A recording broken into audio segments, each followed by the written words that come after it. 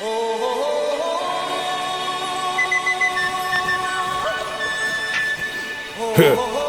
at that dumb bastard. I'm no bastard. I'm Bruce Lee.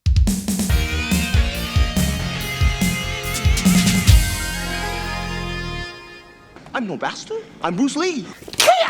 What up, guys? Bobo here with BrassReel Brothers. Thanks for coming back for some more popcorn. Well, if you've been joining me, I kind of started off this year with the Karate Kid films because of Cobra Kai coming out. Then that inspired me to do some more martial arts films that I grew up on. So I started off with Showdown in Little Tokyo, The Perfect Weapon, and now we're getting into Dragon, the Bruce Lee story. Oh man. So the last two movies I reviewed, they were definitely a lot of fun. They were definitely a sign of the 90s. And starting off with Brandon Lee being in the first one with Showdown in Little Tokyo, I thought it'd be kind of cool, bring it full circle and do something with Bruce Lee, being that he's sort of like the godfather of martial arts in America and Hollywood cinema. If it wasn't for him, the cinema really wouldn't have grabbed on to the martial arts phenomenon that happened like they did. Yeah, Karate Kid boosted it and things like that. Jackie Chan was a huge part of it as well. But let's face it, Bruce Lee is an icon that's kind of up there with like Elvis because he was a badass. So I had a lot of fun talking about Showdown and The Perfect Weapon. And despite my outfit here of just sort of getting everything I love all together, blood, sport, Karate Kid, Cobra Kai,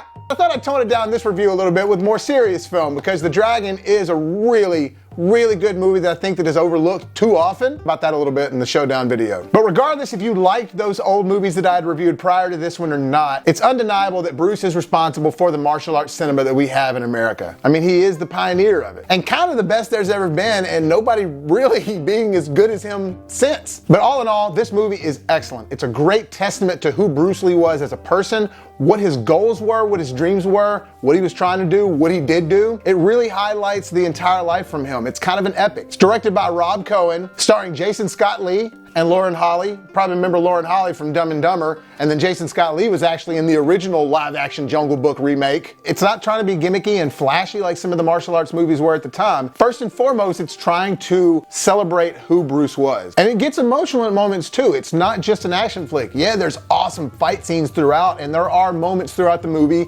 that lead up to a fight scene, and they're doing that just so they can lead up to a fight scene. But the fight scenes in this movie aren't just there to be fight scenes. They're there to describe moments of Bruce's life and show you how he handled each individual situation that came his way and the way that he used his martial arts to apply to that. The guy truly was a phenomenal human being, and I think that a lot of us can learn from him. Did he have his faults? Of course he did. He was human. All of us have our faults, but the levels of greatness that guy reached were pretty awesome. I'm gonna try not to go through this movie and like all my favorite scenes and all that, but I am gonna highlight some of them. The music is awesome, done by Randy Edelman, but the same guy who did Last of the Mohicans, and a movie that some of you might remember with Sylvester Stallone called Daylight. The music is awesome in that. Anyways, Dragon is not only a great soundtrack, but the movie is just such a beautifully painted story. Not only his life, but also the forever and always talked about mysterious curse, or the supposed curse that everybody talked about that Bruce had, the Lee curse. And the way they do it in this movie is really clever, I think, because they parallel it with real things that Bruce is dealing with in life. So for example, when things start to get a little bit more hairy in his life or start to get more complicated or out of order, these dreams, or daydreams even as he describes them in the movie, start to happen more and more and more. And they're really well done. In fact, sometimes it's kind of scary. I remember even being young watching this, loving the movie, but like kind of like dreading those parts.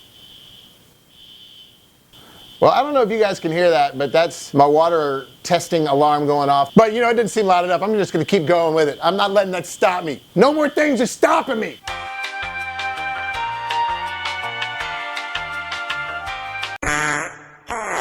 Alright, never mind. I had to stop on that. It started getting too loud. But like I said, this movie is an epic, and it starts off basically showing him born, and it shows his father getting him into Kung Fu, and when he's training as a little kid with his Kung Fu master, he does the whole like, oh, it's so awesome. But very quickly we see him grow up through his Kung Fu training, like kind of right there. He's like training and he's sort of just growing up through it. And man, I'll never forget as a kid watching this in the theater, there's this scene where there's this dance going on and these British Navy or British sailor guys are messing with all the young girls and everything, and they're completely out of place because they're in Hong Kong and they're the only like white dudes there and they're British and they're just causing a ruckus with everybody. And I'll never forget when Bruce is like walking up these stairs, the camera's behind him. The way it's all filmed is so badass. It's like a superhero moment. And back then again, this sort of felt like an origin story of this legendary character you know of Bruce. And the way the engagement of this first fight happens with him, he's just so badass, and he rips his shirt off and you see him.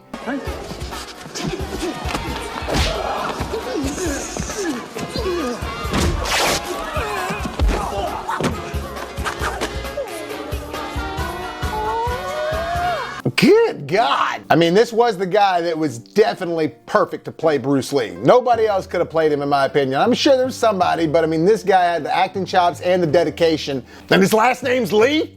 I didn't see anybody else but Bruce Lee when I was watching this movie. And not only does it tell the story of Bruce Lee, but it shows the effect that he had on a lot of people too, and it tells a little bit of their story, especially his wife, Linda. It really shows how she was really supportive of him the entire time through, and in a way, they were a team. He was a good man that had a lot of love in his heart. And just like a lot of things with fame and success and money, that love can be overshadowed by greed and certain things like that, or the lust or thirst for success, especially if you come from nothing. It still is a martial arts film, but it's a great story throughout, and so any fight scenes you've seen are because you're really wrapped up into this story, and the fight scenes are just icing on the cake. Like when they show him working at this diner, and he's working in the back washing dishes, and all of a sudden he's flirting with this one girl there, and these other guys don't like it, and they start shit with him. Well, he takes him out in the alley, and it's just this awesome, fun scene with this 60s music playing, and he's whooping them. But the scene itself there is to depict the first moment when he's over here that he sort of staked his ground, and he shows, hey look, I'm something bigger than you guys realize. Another great fight scene, but just also depicting some of the struggles he went through, like racism and segregation, is when he's starting to go to college for the first time, and he's lifting weights. These typical American jock boys come over there and start dogging on him, saying, hey, my dad died in the Korean War,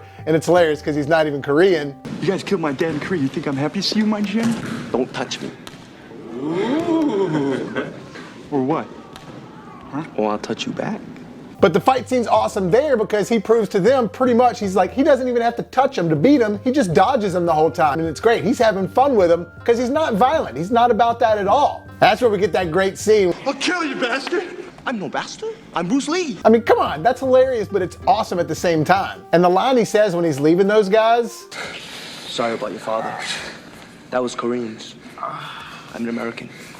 Something really powerful about that line, because he's expressing sorrow towards his dad, but he's also correcting him in a badass way. And ultimately the guys that he ends up whooping during that fight come to him and start asking him to teach them lessons. And that's what sort of starts the spawn of Bruce Lee and the true impact he started having on other people, and showing how much of an effect he had on people's lives, not just in fighting, but mentally as well. And long before Bruce was even involved in the film, he was really focused on teaching. He wanted to start his schools. And the problem that lied there, the old world from China, they didn't want him teaching that to anybody that wasn't Chinese. And Bruce's mentality was not like that at all. He wanted to teach to anyone and everybody who was willing to learn, because he saw the beauty in everything. I mean, the things the guy could do when he fought, his style was just so powerful. And Jason Scott Lee does an amazing job at mimicking that style with his movements. You can tell that he worked hard to look like Bruce in this movie, not just physically, not just when you look at him, but the way that he moved. And him teaching people is also the way that he met his wife. And because his wife, Linda,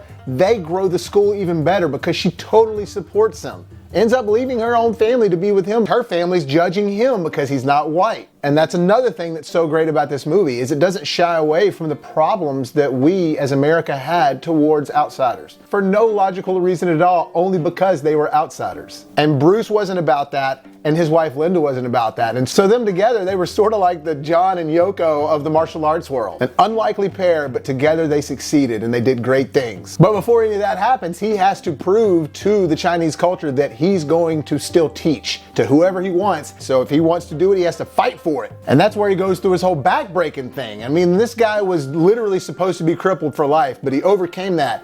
Not only did he overcome it, he created a whole new style of martial arts while he was doing it. And none of it could have happened without the support and help of his wife, Linda. And them together created Jeet Kune Do, which is extremely well-used fighting style from a lot of fighters. So he comes back with that and then just takes over the movie world as well.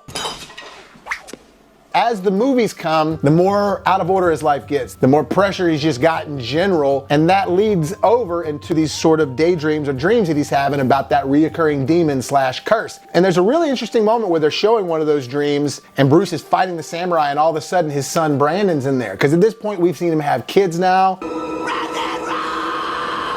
And with Brandon being in the dream, and because he died in real life, I feel like this movie was trying to say he died and he couldn't protect his son, because Brandon died at a young age on a movie set. Just everybody's always said that there's theories behind him having the curse. The movie really focuses on Bruce's life. It really focuses on the beautiful love story of him and Linda. I mean, one of the scenes they have where they're working out together and they're sort of doing their katas, or whatever you call it in Kung Fu, or Jeet Kune Do. Between the camera shots, how beautiful they are together, the way it's looking, and then the music backing it all up, it's really emotional and it gives you chills. It's awesome. It's a really cinematic moment. It's one of those ones, when you watch it, you'll remember it forever.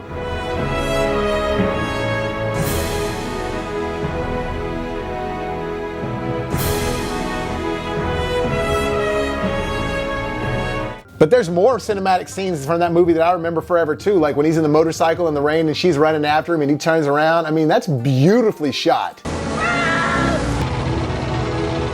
The whole movie is great. I can't talk well enough about this movie. Music is awesome, direction's awesome, the acting's spot on, the pace is great, the story's great. I also have to talk about, though, that the guy that broke his back earlier on when he was fighting for the right to teach, that guy comes back when Bruce is trying to promote Jeet Kune Do at this karate tournament and basically says, I'll beat anybody in this room in 60 seconds. And even though Bruce won that last fight, the guy got a cheap shot and that's how he broke his back. But this time Bruce gets in there and he's starting to fight. And I tell you what, man, there's this moment where it shows Bruce dancing around in the ring, slow motion, because the guy just got hit a couple times and Bruce is about to just annihilate him. Bruce had an intensity about him that no other person had when he was fighting and dancing around. And man, when you see Jason Scott Lee doing this slow motion scene, he's got these white pants on with no shirt.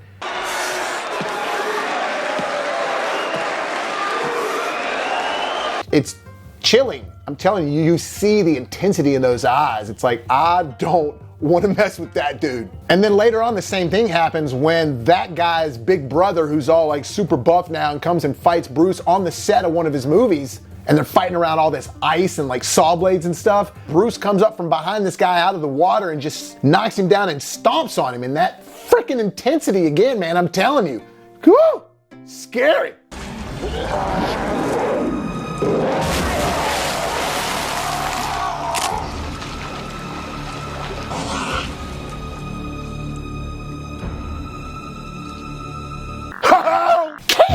Ultimately, we end with the movie with Bruce, a narration from his wife talking about Bruce's life and how he died, went into a coma, this mysterious coma at age 32. Like I said, everybody's always had their theories about that. We're always gonna have people saying this and that, but like in the movie, the family chooses to remember Bruce for what he lived for, not how he died. And that's how I choose to remember that dude, because he was awesome and he was a freaking badass in every way. So guys, if you haven't seen Dragon, the Bruce Lee story with Jason Scott Lee, you've got to check this movie out. It's awesome. It's an A+. It's not just for the martial arts fan out there, because it's a story of love, life, dreams, ambitions, all that stuff. And it's got some martial arts in it too. But it truly is a great movie. I do think it's an award-winning style of film. So do check it out. It's awesome. You won't be disappointed. You'll be moved and you'll be pumped up all at the same time. Well guys, thanks for clicking on this video again. I appreciate it. Coming back for some more popcorn. Hit the like button if you enjoyed it. Not sure what my next video is going to be, but I know my next installment of Year of the Mouse is coming up, but hopefully I'll have something before then. I ain't stopping, that's for damn sure. Well guys, look for BrassReel Brothers on Facebook. Look for Bobby Williams on Facebook. You can find me on Twitter, BrassReel Bobby at BrassReel. And if you haven't done so already,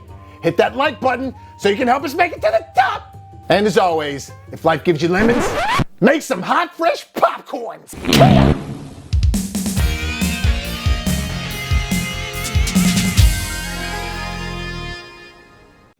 I have to finish my workout. Might as well finish on you.